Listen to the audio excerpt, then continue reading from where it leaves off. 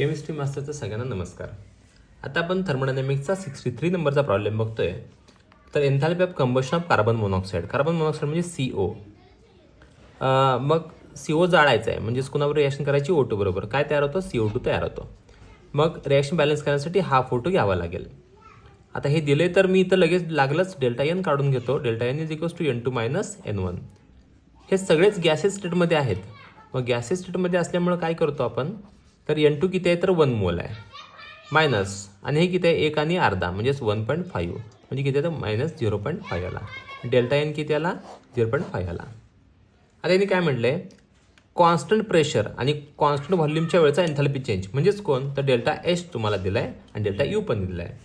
Constant प्रेशरच्या वेळेचा change in एन्थॅल्पी म्हणजेच कोण, तर हा डेल्टा एच असतो. तो किती आहे, मायनस 284.506 किलो जूल.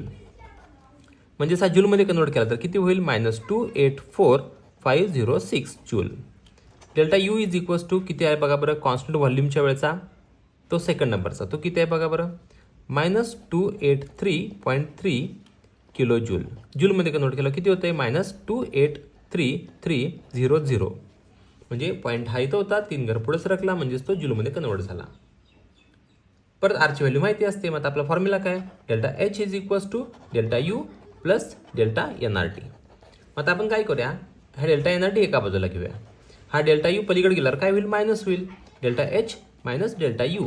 मग डेल्टा एच किती आहे आपल्याकडं, तर मायनस 284,506 मायनस, पर डेल्टा यू किती आहे, मायनस 283300.